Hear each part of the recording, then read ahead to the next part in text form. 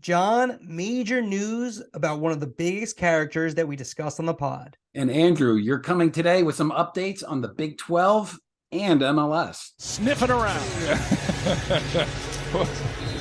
Put our crack creative team to work on that one. I like sniffing around.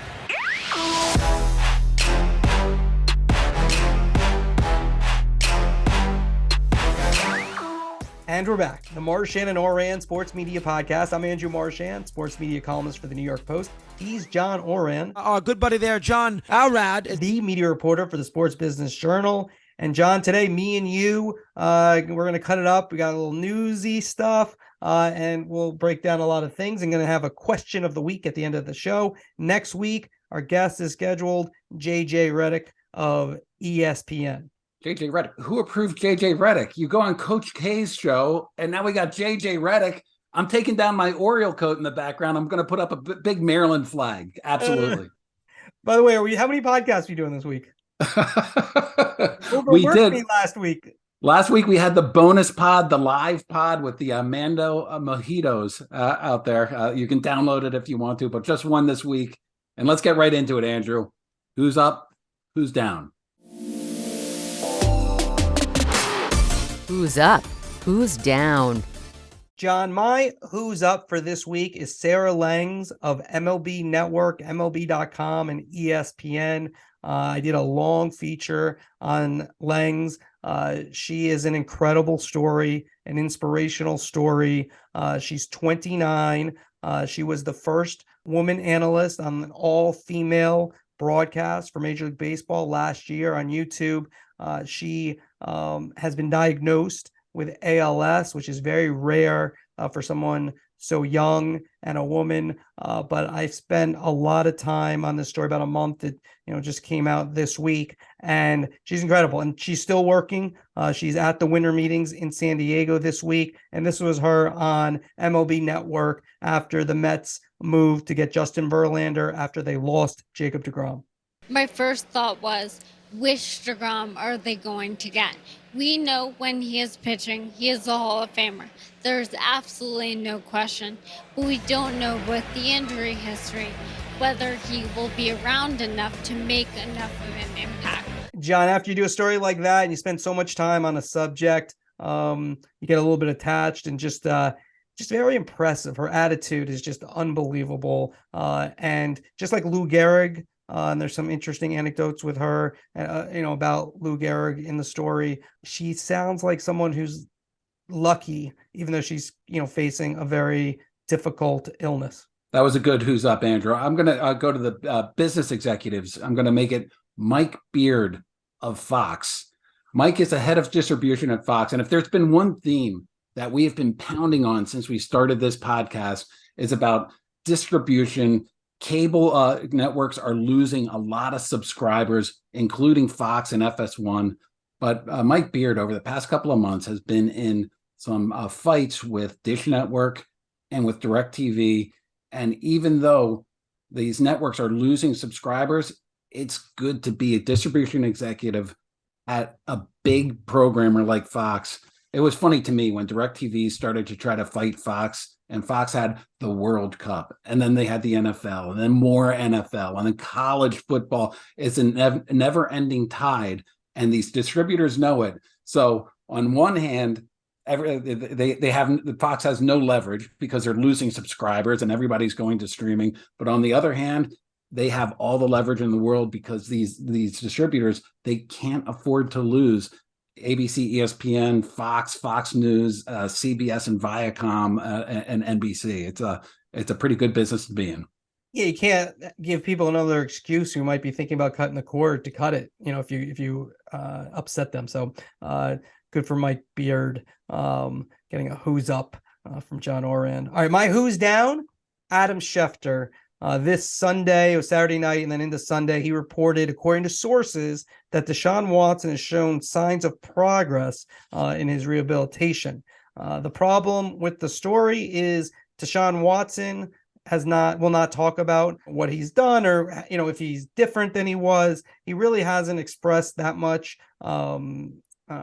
contrition for his, why he was suspended, which, if you don't know, was because he was with tens and tens of masseuses who all alleged the same thing, that he made them uncomfortable. I don't know if the term should be sexual assault or sexual harassment, but it was bad. It's terrible. And that's why he got such a long suspension by the NFL and a fine. But I don't see Schefter on the day Deshaun Watson is coming back. It did feel like, and maybe this isn't the case. It felt like he was holding the water for Deshaun Watson. There are no examples of what it means. Like, has he not harassed anybody, Deshaun Watson? Is that progress? Like, what does that mean? And nobody on the record. And I think if a source says that to you, you have to say, I can't do this. If you want to go on the record and say it, fine, put your name to it.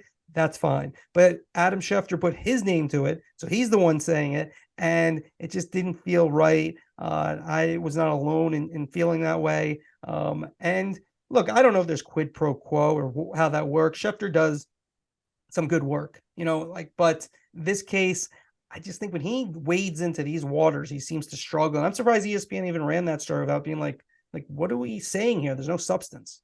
Yeah, if you say that, you have to source it. You have to source it, because I'm sure there are people in his camp that are saying that. But like you said, that's and also, to me, it's like Deshaun Watson has to talk. You can't just say it. If he's not willing to speak and he can talk about privacy, this, that, and the other thing, fine. That's fine. There doesn't need to be that story. I also don't think I don't see how that story moves anything forward. Like, why are we to believe this? Andrew, my who's down.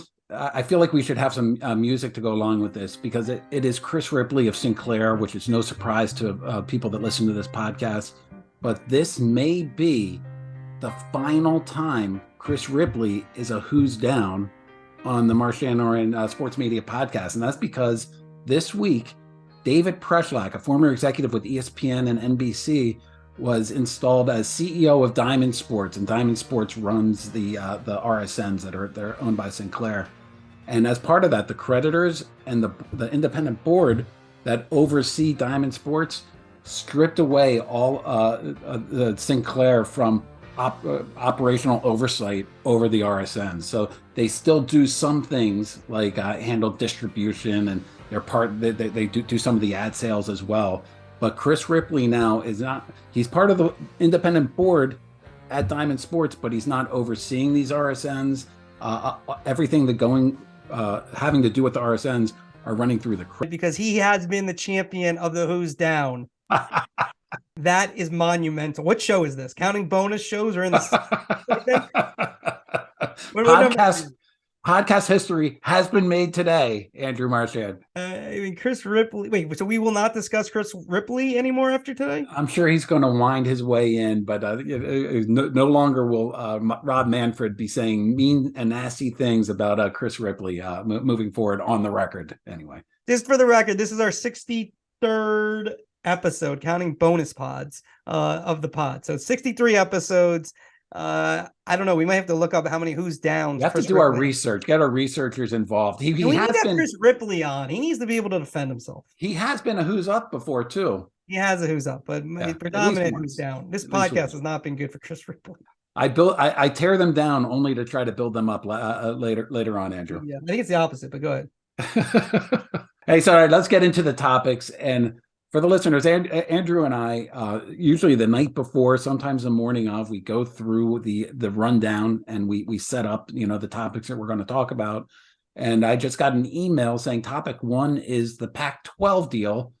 I have no idea what's coming, Andrew. Tell me. This is what happens also. First off, we did the rundown and it was all John ties. Like, I don't have enough stuff here. So I made some calls. And so Pac-12 and MLS, we'll go into both those. All right. So first off, let's go with the Pac-12 and where that stands. Their commissioner, George Kliavkoff, said, to make that easier, Andrew, you could just call him George K, I think. Yeah. Commissioner K said the TV deal won't come to next year. So you say, why, right? Number one, they're hoping for a Hail Mary on UCLA, which may not be the best thing that happens to them because that could open up other floodgates. So let's just say that doesn't happen. UCLA goes to the Big 10. There's a tepid market for them. They have ESPN and Amazon. There's probably a deal for them to do with both of them. And then with the Pac-12 network being absorbed digitally by either ESPN Plus or Amazon. But the money they're going to get is going to be similar to the Big 12. That's what's out there. They've looked at themselves as like the bar is the Big 10 and the SEC. And that's not the case. I mean, they had a nice rating this weekend. Pac-12 championship, 6.23 million viewers. That's the highest on Fox in an 11-year history. One problem is USC was one of the teams versus Utah. USC is on the way out. So that's an issue for them. And first, I'll let you say that. And there's more I want to get into the possible expansion of other conferences and how that happens because of what's going on with the Pac-12. Well, I am and I always have been. I've been really bullish on the Pac-12's media future, and my vision of it doesn't look any different than yours. Of course, they weren't going to get the Big Ten or the SEC type of deals. Those are the two biggest college conferences, and then for the group of five, or the Power Five, you have the other three conferences: the ACC, the Big 12, and the Pac-12. And the Pac-12 is going to get something that is comparable to the ACC and the Big 12, and regardless of whether UCLA and USC are in or not. Right now, only UCLA will be affected by this Board of Regents decision, which most people don't think it has much of a chance, but you never know. We both have reported that ESPN and Amazon are interested. I know Fox is interested at a certain level. You know, again, I know that NBC could be persuaded at a certain level as well. But you see that the problem for the Pac-12 is that at a certain level. That means nobody's breaking the bank, right? Oh. And the product, it's a good product, but it's not a great product. And so, especially when you look as compared to the Big 10 and the SEC, and this is where I think if I'm the Pac-12, I'm a little bit, I got to just watch my back a little bit because first off, Dennis Dowd was the one from CBS who said, watch out, if UCLA does have to stay, then the Big 10 might get go for other universities. And here's the thing that I think when you talk about college expansion, and we've talked about how it doesn't really make sense with the TV deals, but this is how it could make sense. If there are universities who are willing to join the Big 10 or the SEC in the future at 60% on the dollar, which is more money that maybe they're getting in a deal. And I'm not sure for how long that would be. If they're willing to do that, 60, 70% on the dollar. So what I'm saying is they would not get a full share of the Big 10 money or the SEC money, but they would get more money than they're getting now. That's where there could be an issue. And when you talk about the possibility of expansion in the future and how that works, and again, that wouldn't be a lot of teams necessarily, but it could be some teams. No, there's one team. Notre Dame is the one team. That's for more than 60% of the dollar. Yeah, that's going to be for 100 cents on the dollar. More than 100 cents probably. I've talked to administrators within the Big Ten. Michael Smith, SBJ's college reporter, has talked about this.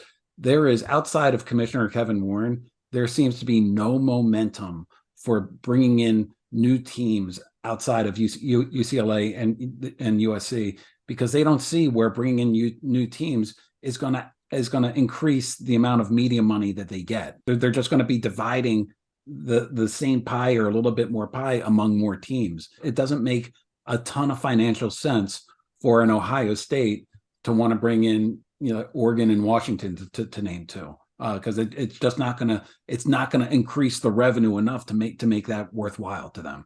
Yeah, and that's been my position too. So, and I stick to it. I'm just saying how expansion possibly could happen, and that's the way. If forward is if teams, if there's more shakeout, if the UCLA thing happens where they have to stay, which is unlikely, but if it does happen, then does the Big Ten bring in somebody like Washington or Oregon or Colorado with Deion Sanders, and are they willing to take 60 cents on the, at least, maybe for this deal, and then you're a full member the next deal? That's possible. But there's some creativity that could happen. So I think you have to be a little careful about it if you're the Pac-12. All right, let's move to the next one. This is another topic that just appeared on the rundown. MLS, and I've been a total fan of this MLS Apple deal for MLS. For Apple, you have new news. What is it, Andrew? I think that their linear deal is trending towards just being with Fox and no ESPN. I think the issue has been that because Apple's all inclusive, they want those games to have all the Apple branding. Of course, they'll be available on Apple. For ESPN, they have a streaming service. Do they want to promote Apple's streaming service and not, I don't even think will they even be allowed to put on their own streaming service? So I think that's trending towards you're going to have a deal with Fox, FS1 for MLS and not with ESPN. I'm not saying it's 100% done, but that's where that's going most likely. And that's what I foresee. Look, I'm big on themes of the pod, Andrew. And one theme of this pod is about how sports business is a very relationship-based business, because if you bring an outside consultant in to give advice to Fox or to ESPN, it would be to run. Unless you get these exclusively, unless you get it for pennies on the dollar. I think Fox may be getting that. That's where I think that's happening. MLS had wanted a significant amount of money, significant being relative. It's, they're not, they took the Apple deal because it was much, much more than what Fox and ESPN were just offering originally when they had a chance to keep Apple out. And so you had to take the Apple deal. It's way more money. But I do think that this deal, from what I understand, Fox can live with the Apple branding because I don't think the financials are that high. No, they can't be at all. that high. If at all, like it might be no financials, and then ESPN out, which you could argue, okay, you don't need ESPN. You have, I would want ESPN in if I'm MLS, and I have Messi. We like Messi. We like what that could do for global subscriptions, but in terms of growing the league domestically, which is still important, Messi's only going to play for 2-3 years the most, right? And he might not even, also the other problem with the only thing with the Messi thing, if he starts to slip or he's not really that into it, it might not be such must-see TV after a year or so. Yeah, I kept getting questions about what's taking so long with these deals. Why is it taking so long? And I think MLS wanted a higher price than the network certainly were willing to pay. There, of course, was all the Apple branding. Are you in agreement with me that this is the way it's going to go? The last time I checked in on this, which is several weeks ago, ESPN was still confident that they were going to get something and get something done. So I'm not saying it's done. I'm just saying trending. Yeah. We're on trends. Well, this is like the Sunday ticket thing. These negotiations have been going on for so long, Andrew. Something's up. So if that's what you're hearing, I bet it's on target. Thank you for having faith in me. Hey, I'm Team Marchand. You know that. Right.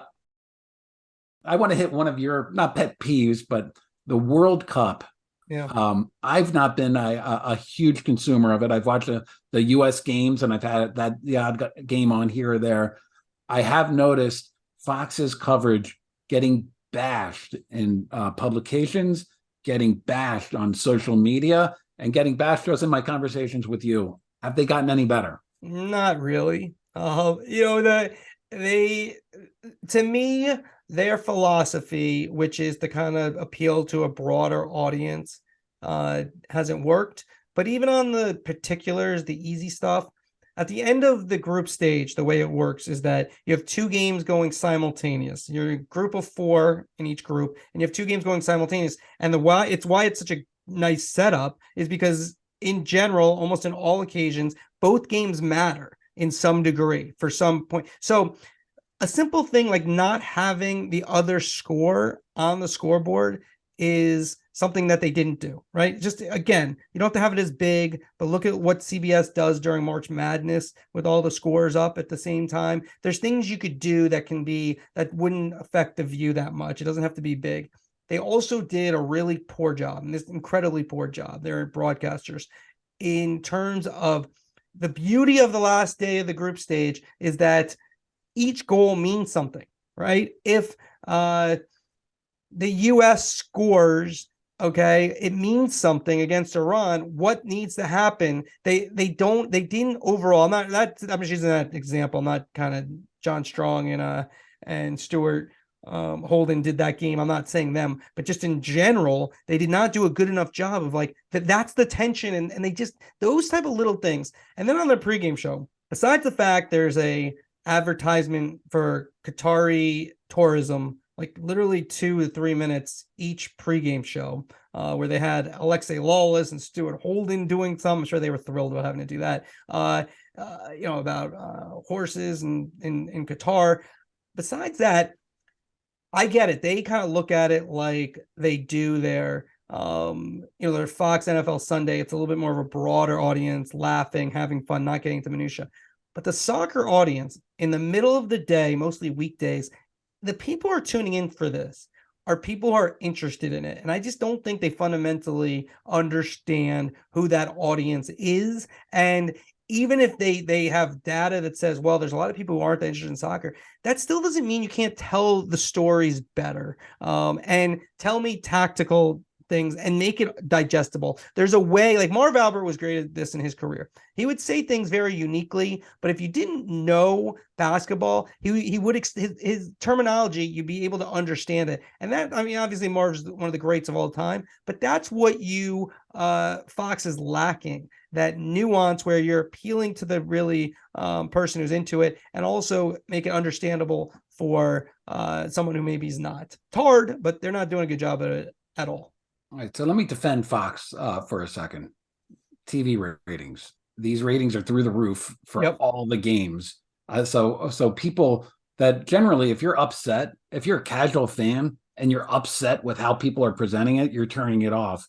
That doesn't appear to be happening. If you're a casual fan, you're saying you're turning it off. Okay, if you're a rabid fan, you're watching no matter what, right? Or you're going to Telemundo. It's the World Cup, though. You're acting as if this is like La Liga, which is a great league, but that's more of a niche. This is the World Cup. People are interested in this for a variety of reasons. They're interested because of the soccer. That's number one, of course. But there is people have, I'm French, right? So I'm a little more interested in the French team. There are people, there's national pride or where your family's from. If you're, where they immigrated from to the States, that means something. So I think it's more than just soccer. It's like the Olympics, but shouldn't be presented like the Olympics. That would be something else I would say. They like to try to make it like they're doing the Olympics. Soccer is not like that in this country. Did you just drop something on me? You're French? I have come here to defeat you. Well, welcome to America, amigo. Are people that say Andrew Marchand, they're pronouncing your name correctly? Yeah, I mean, look, my grandmother lived in France. I mean, I got the French blood. I think most people know Marchand. Marchand. It should be Andrew Marchand. Say Marchand. All right. Andre Marchand. There is a sports media podcast in France. Ourand, Les Media de Sport. We are the number one sports media podcast on the Côte d'Azur, I'm sure. And so, what was my point? I had a point. Oh, I don't know what my point. What was my point? I'm sorry. I just fixated on the. That's the first time I knew about the French blood in you. Well, in French, Marchand means merchant. So I'm trying to sell this pod. Let's go on to the next topics. I'm pretty excited to do this one. We had Mark Lazarus speak at our Media Innovators Conference. So the one that we did our live pod from in New York last week. Mark's the chairman of NBC Universal Television and Streaming. And I just thought some of his comments really struck me because this is a guy who has a long background in cable. Back in the early 90s, he worked with Ted Turner at TBS, TNT. He dealt with the NBA there. He hooked on with NBC in the mid 2000s and sort of been with there. Here's a guy who is really a traditional TV executive, and he started talking about the change right now from cable to streaming, which really I thought was really interesting, and also about how it's going to affect the sports business. So, Andrew, let's go to a real quick clip right now where Abe Madcore, my boss, was interviewing on stage and was asking about the rise of streaming, and Mark took that opportunity to talk about why he decided to take NBC Sports Network dark. It's one of the reasons that we moved NBC Sports Network and collapsed the high-end programming there into USA to create one stronger, more powerful cable network, as opposed to trying to fill a 24-hour sports cable network that eventually, in very short order, would have, if we had renewed rights, would have been underwater economically, never to be profitable again. And I think our competitors are going to see that sooner rather than later. So shrinking in distributions means shrinking in the ability to generate revenue, which means an inability to pay rights fees in a competitive landscape. So where does that come from? We're doing it with broadcast and streaming. And if you look at our Big Ten deal, that's exactly how that's constructed. What he had talked about there was if they kept NBC Sports Network, it was profitable, but they were coming up on new rights coming up. They would have to pay more for them. They renewed the rights. The word he used, they would have been underwater economically. And then kind of he looked at the Big Ten deal. You know, it's a broadcast deal with streaming. It doesn't really talk about cable at all. I think that he's just really illustrated, you know, the cord cutting, the number of subscribers that these sports TV networks are getting, and just showing like how he sees the future, which is with Peacock and with streaming services like that. So my question is this, all right? We have a lot of people who are not in the industry, and then we have people who are in the industry. And I have a feeling people at ESPN, people at Fox Sports are saying, wait a second. So my question to you, what is the wait a second when we talk about ESPN and Fox Sports, which, with all due respect to NBC Sports Network, they're not in the league. They were never in CBS Sports Network for that matter as well. They've never been in the league of ESPN, Fox Sports, and Turner Sports. Those three have been clearly, they get more fees, they have better products, they're more big time. So why does it definitely apply to them as well, in your opinion? I think it does apply to them because, look, I know it applies to them, but are they going to be underwater in 10 years or within 10 years? ESPN is making a big bet on ESPN Plus. ESPN, we both agree, sooner than later, is going to make its main channel available to cord cutters, direct to consumer. They are seeing the exact same things that Mark Lazarus is. And if you have any executive out there who would be trying to talk up the cable bundle and talk up cable subscribers and try to boost that up, it's going to be an executive whose boss ultimately is Brian Roberts, who owns the biggest cable company out there in Comcast. Later on in that interview, Abe Adkor asked Mark Lazarus for his thoughts on the competition coming from streamers, big, deep-pocketed streamers like Apple and Amazon. This was Mark's response.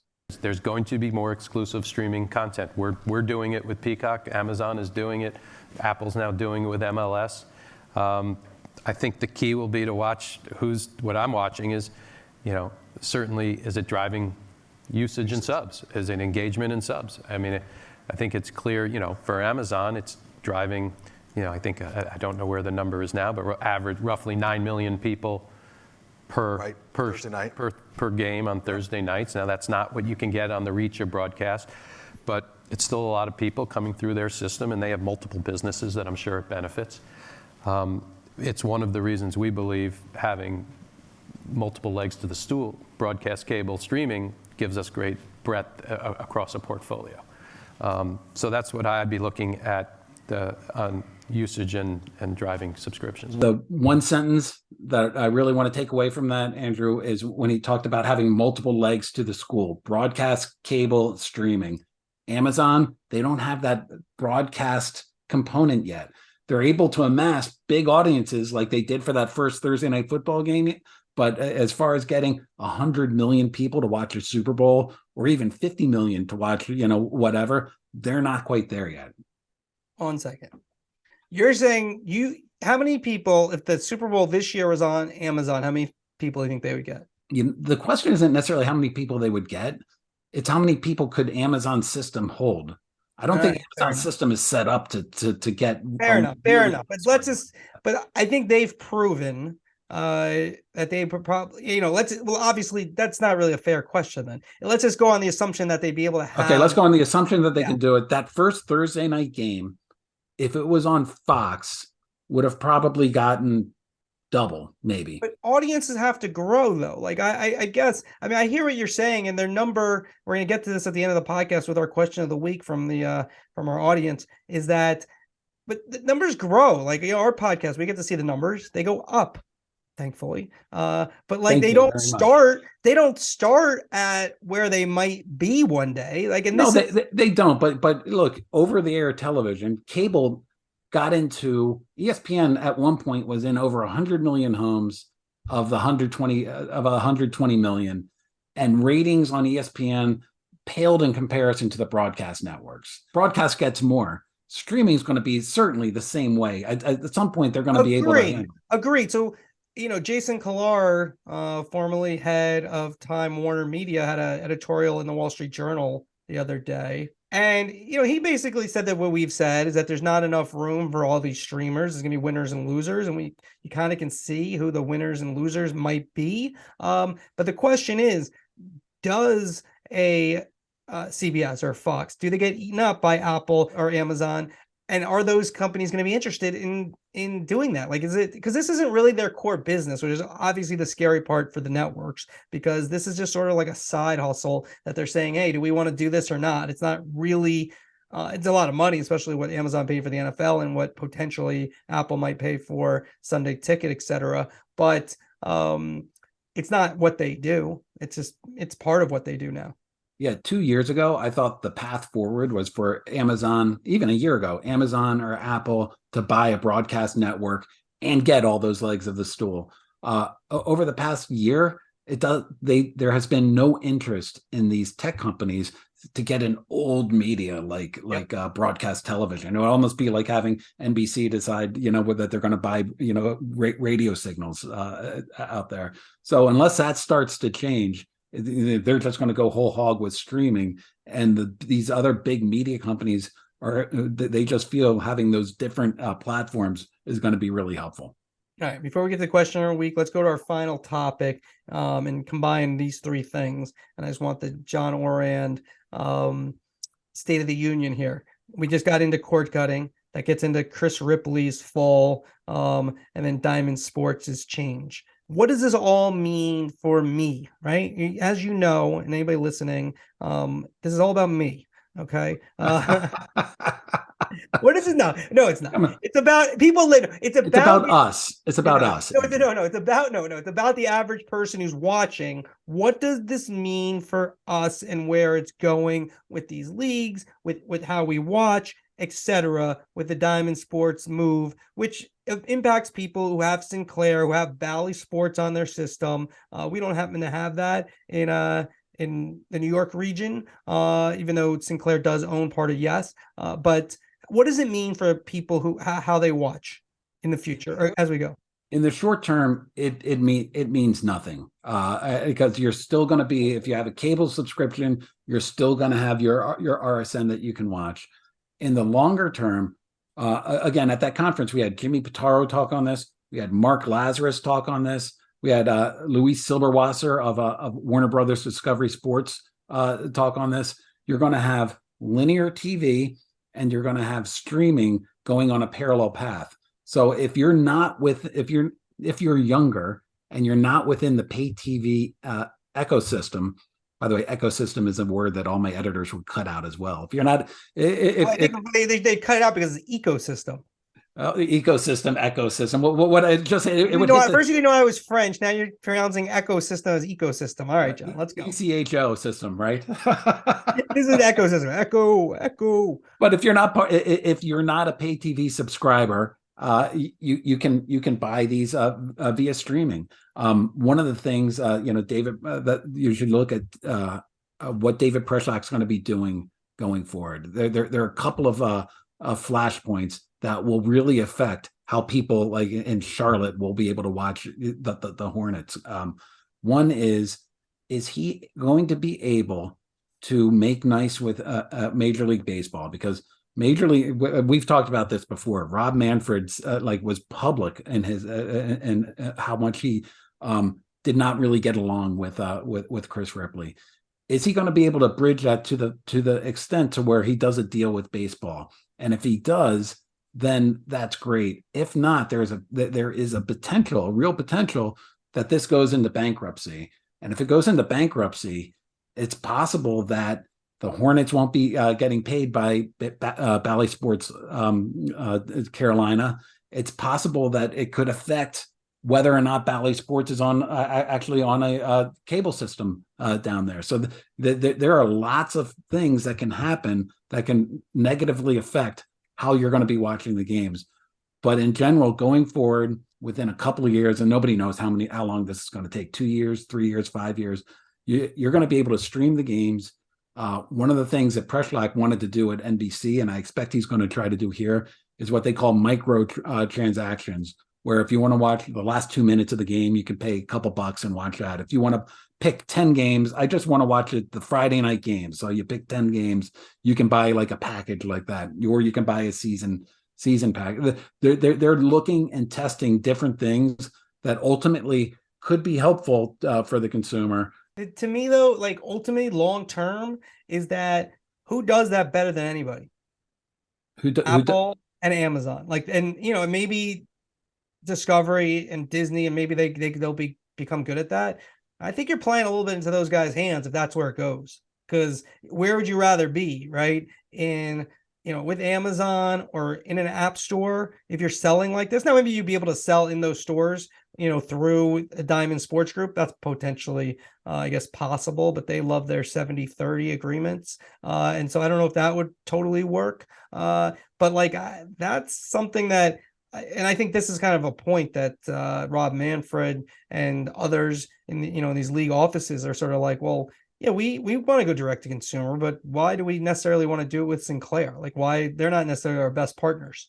And now they don't have to do it with Sinclair; they can do it with Diamond Sports, and they can do it with the creditors that are there. That's what makes that that's why that there's more possibility there for that. I see. All right, then. But does Diamond Sports? Just so I understand this, because I'm not to sound like so. But Diamond Sports, is that just a thing we just made up, or is there a company behind Diamond Sports? Like, do they have an infrastructure? Well, this is where it gets all confusing. Sinclair owns Diamond Sports, okay, but they spun Diamond Sports out, and Diamond Sports now is worth, I'm going to make up some numbers here, but it's worth about $2 billion. But they bought it for $8 or $9 billion, and they have that much debt, and so that's why the creditors own all that debt, and that's why they have so much power in this system right now. This sounds like I am your father. That's what it sounds like to me, at least. All right. Let's move to our question of the week. We've had Call of the Week as a staple, but we've decided that we are still going to do Call of the Week, but only when we really feel it. Because sometimes we've been trying to just kind of put something in there because it's sort of something to fill in, and we want it to be worthy. So when you get a Call of the Week, it's going to be because it's a great call, not just because we need one. So we're going to switch it up. Sometimes we're going to have Question of the Week, and that's what we're going to do this week, right, John? Yeah, we're not going to force it. We had Andrew Stolowitz. I'm sorry if I mispronounced your name, Andrew, but on Twitter, he describes himself as a Bay Area attorney and an NBA salary cap guru. Pretty good. So he reached out to both Andrew and I on Twitter, and he said that he's heard others say Amazon is not going to be able to meet the time out for a second. You buried the lead. Okay. He first said, always enjoy the pod. Oh, well, everybody always enjoys the pod. Come on. All right, fine. Go ahead. Yeah, he tried to ingratiate himself to us at first. No, he did ingratiate us. He did. Always enjoy the pod. And then, basically, his question is about Amazon promised advertisers that they were going to get 12.5 million viewers average per game for Thursday Night Football. They're not. They're going to fall short of that. And so Andrew Stolowitz asked, would you guys spend a few minutes discussing what that means, short and long term, and what it means? I actually reached out to a good ad sales source of mine who said that. You take it, John. What does it mean? It basically means exactly what it means in linear television. When you fall short, you get make goods. And so you're going to see that they have a lot of inventory through December in Thursday Night Football that they're going to be giving away to these advertisers because they fell short of some of those goals. If they run out of that inventory in Thursday Night Football, Amazon Prime has a ton of programming that also has advertising attached to it, so they can look at it like that. Or it could even roll. Amazon has a 10-year deal. It can roll over into the next year's Thursday Night Football as well. So they're because they fell short of it. That almost certainly this means that they're going to be make goods that they're going to have to give to these advertisers that you're going to see elsewhere. No, you answered that perfectly. Hopefully, Andrew Stolowitz enjoyed that. I want to know salary cap guru. I know. He's out in the Bay Area. Golden State's way over the salary cap, so hopefully he's not working on their salary cap. And so, Andrew, I need to know: did the Wizards overpay for Bradley Beal? They did, but I from a salary cap guru standpoint. All right, we'll tell John on Twitter. All right, that's going to do it for this week. Remember, if you can please rate, review, and follow wherever you find your podcast, wherever you're listening now. It's really helpful. We're told, and we appreciate that. And then, as always, Chris Mason and AC Wyatt, they're the ones who put this all together, and we appreciate their hard work as always. And so, no bonus pod this week, correct? No bonus pod, but I got to get ready. I got to get ready for former Dookie JJ Redick next week. There you go. All right, cool, John. Thanks. Thanks for listening.